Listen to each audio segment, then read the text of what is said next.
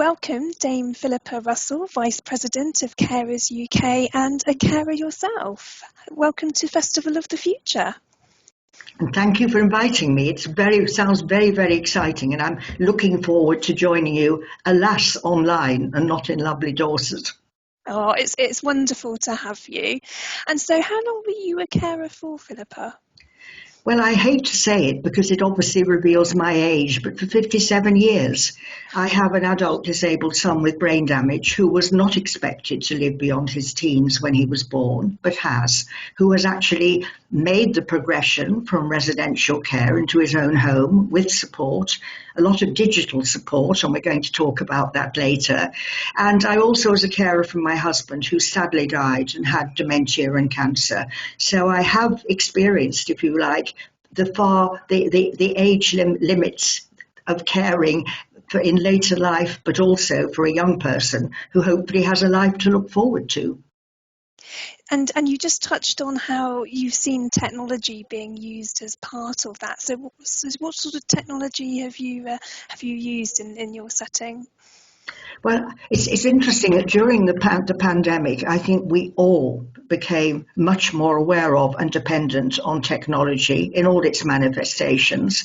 And Carers UK certainly found that its members did realise the value of supportive communities online, the possibilities of shopping, of keeping in touch with families who were shielding or were locked down somewhere. But we also found that 10% of carers found it very, very difficult to get engaged at all.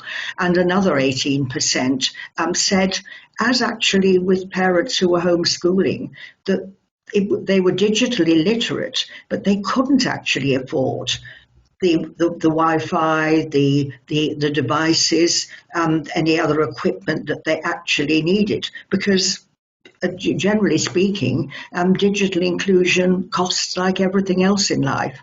And with my son, I not only, of course, used my local carers support networks and Carers UK, both for support and also to be part of a community, and sometimes, of course, also to say how very, very hard it was, because most of us lost our usual face-to-face services. And in many cases, as with my son, he could not understand why he couldn't go to his day service, why he couldn't go for a short break, why he couldn't just go and have a coffee. But Simon, moving into his own home, went beyond actually having a community of friends online. Simon can't use IT in any way unless I sit with him and work the keyboard, and he therefore doesn't like it very much. He likes the television, but he feels more in control. But we were part of an EU-funded project to see if people with learning disabilities could actually benefit from some of what I might call the smart house technology. So we got a house for Simon. We were able to buy it when houses actually were cheap. That sounds a long time ago. It was a long time ago. And Simon therefore had an alarm system which was linked to CCTV. It was interesting in those days. Now everybody has Hive and all these other things which tell them if there's an intruder in the house. But at the start, there was a lot of anxiety about ethics of inclusion, whether people like Simon might be intruded upon by people spying on them, I suppose one could say. But Simon was very happy. So we had cameras in strategic places. We had reminders with the front and back door to shut the door and to lock it. We had a very simple programmed, color-coded telephone system for Simon, because he couldn't possibly use a smartphone, so that he could ring particular people that he might want, including emergency services. And he was, of course, linked to a call centre. But we also used sensors, and the sensors told us in the early days, after a time we were able to switch them off because Simon's routine was settled. They told us if he'd drawn the curtains in the morning, because if he hadn't got up. The sensors on the bed told us if he'd got out of bed and if he'd gone downstairs. And we had a very sophisticated alarm system over and above what you'd have in an ordinary house, in case he overheated something. And sometimes, to begin with, the alarms were oversensitive, and we had all the security people and ourselves out. But they actually proved their worth, because a lot of people said to me, how can you actually let your son live on his own. He had support every day from my husband and myself, or support workers, day services, but he slept alone at night. Now, he had been living in a group home, which is actually very expensive for the local authority, if you look at it that way round. Simon living in his house with the telecare equipment was much cheaper. I just make this point because there's value for money. But just a sort of reminder of how the system can work even when things go wrong. One awful night, the alarms went off, and I was told there was a fire at Simon's house. Now, that is the worst thing that anybody could want. And I ran round to his house faster than I've ever run before in my pajamas to find the police, the fire brigade, everybody you could think of already there.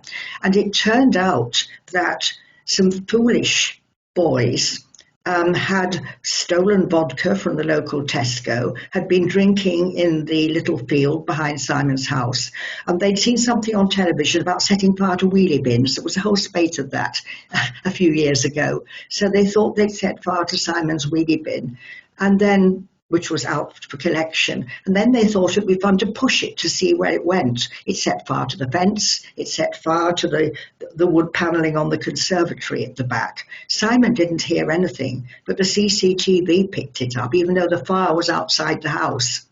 And that was an interesting follow-up, because we know that hate crime is on the increase, and that's one of the reasons people actually want the security of using IT. But of course, we could identify with the CCTV who the boys were, and there was a question of what actually happened to them. But the school and the local police used restorative justice, which meant that we had a meeting with Simon, who didn't really want it, and ourselves and the boys. And in the end, they replanted Simon's garden, which the fire brigade had finished off by trampling, and peace was restored. And I think a lot of interest aroused locally about the potential of telecare. But that's just one example. But I'd also like to say, with a lot of older people, big decisions have to be made when somebody begins to get a bit frail. But they don't want to leave their own home. They don't want to leave their own community. If they do, that's fine. The new digital devices can make such a difference. My mother had dementia and was an incredible escaper. That was the word the police used, because she would get out and she was very fit, and she would really wander off. Now, if you're in a totally safe place to wander off, that doesn't matter. Eventually she would come back, but she would do really dangerous things, like thinking she'd walk out over a weir. And we therefore used a tracker bracelet, so that we could see where she was. I didn't think it infringed her privacy. It meant that she could go out. We didn't have to turn the key in the door. And many older people that I've talked to have felt so much more secure, because they actually have a contact system which will summon somebody if they need them. But I think there's an important point there, that digital inclusion is actually part of wider shared care. I mean, in the end, it can't do everything. Artificial intelligence is beginning to do an awful lot. We're seeing robotic care workers being developed in Japan, and I've no doubt that there's a lot more to come. But again, digital inclusion can enable the support workers, the care staff. It can enable the local NHS to keep in touch with some people. And I would like to say something quickly here about not only telecare, which Simon had, but telehealth care, because the ability to be at home but to be safely monitored is hugely, hugely important.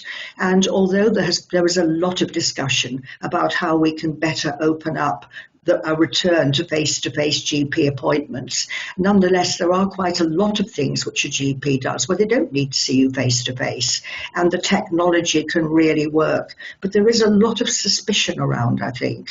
And I think we also need to do more training and support for people who haven't caught on to digital inclusion. And there are a lot of people around who actually can't easily use devices. But if you have something like the carer's passport on your phone, you're carrying around a profile of the person that you care for, the people that you care for, and it's a safety net in case anything ever does go wrong. It can be updated. As I say, it is your personal profile. And just a reflection here too, if you are caring for somebody with complex health needs. My sister-in-law is now very ill, very complex health needs, and she's been in and out of hospital during the COVID pandemic, which is not nice, not with COVID. But we have discovered that the NHS now is developing a whole range of systems by which you can actually have a team meeting and involve the carers without everybody having to go into the hospital. And one consultant said to me after a meeting, he said, if we had been pre-pandemic, we never would have got all these people physically around a table, the OT, the physiotherapist, the pharmacist, and the GP even, but the GP can join in if it's a virtual meeting.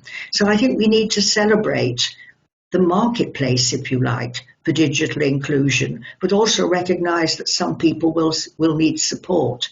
And I'm sure it's true in Dorset, it's true in West Sussex, it's true in Leeds, where they've got a wonderful scheme to actually also offer training and support to carers to use Zoom, to use a whole range of programs, to set up their own support networks, to actually be familiar and confident with the whole world of digital discovery. You mentioned the Carers Passport. Is that something that's available nationally? Yes, Carers UK have been the initiators, and there's a whole wealth of information on the internet. It's been widely adopted. It can, of course, be printed out. It doesn't have to only exist on a smartphone or computer. And if somebody has a learning disability or dementia or cognitive impairment, then they may very well want a printed version as well. But the Carers Passport can go with you into hospital, into an assessment. It can be shared with permission with other family members. It's very simple. It has what you and the person you care for need to know. And the NHS England has embraced it wide and is rolling it out widely. And I think that to have a carer's passport also it recognises that the carer is somebody who is really important to the person they're supporting. And if you think of a very busy hospital, particularly at the minute, my son's had an admission of a few weeks ago, not for long, but a very busy post-COVID hospital where they haven't much time for relatives or anybody else, and quite big decisions may have to be made, then having something like the carer's passport, which has this useful basic information on it, is invaluable. I also think it's important because it can have the contact details for the local community or national organisations that might help a carer. If you're supporting somebody with a rare type of dementia or somebody with cerebral palsy, or your husband has just had a stroke, for example, or you've discovered that your child has type 1 diabetes, it's very, very useful to have all those sources of extra information in one place, simple and accessible. Absolutely. So you talked about the technology and how it helps keep people independent and keep people safe. You know, it's reassurance and peace of mind. I guess that's also the same for the carer as well. From your perspective, knowing that your son was in that environment and you were able to monitor and see what was happening. Exactly. And sometimes you really do need to see. I mean, I can see that there are certain ethical issues and that the person who is being cared for needs to be happy that somebody is actually observing them. But on the other hand, we are developing a whole range of materials now, aren't we? So that people who are not caring for anybody with a disability can see just what's happening to their relatives or their family when they're not around. And I think this is security.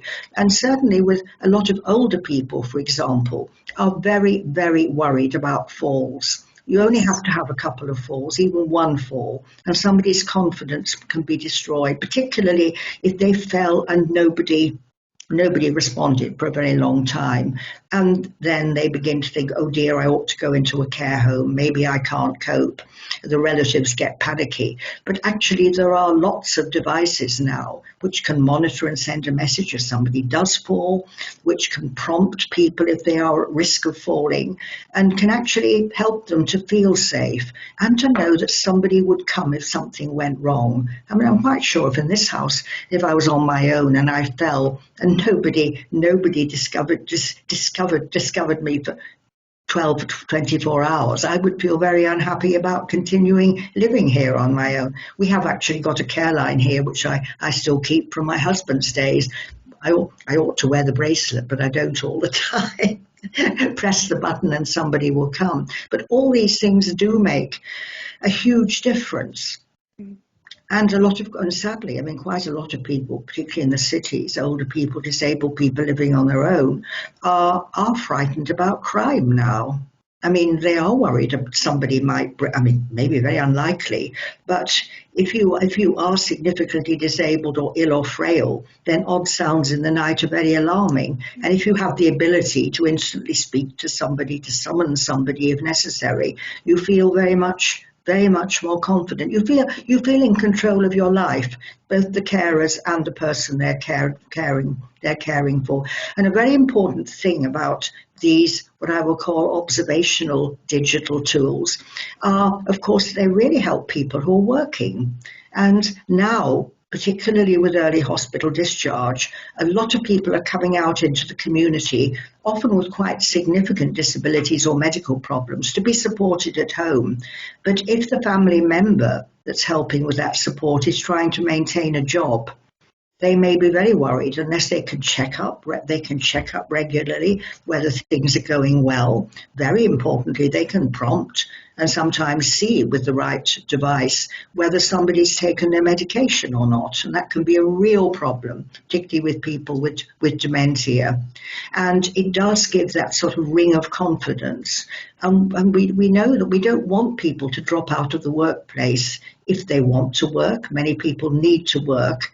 But I think we know that there are far too many premature retirements each year from family members who just felt it wasn't safe to leave a relative at home.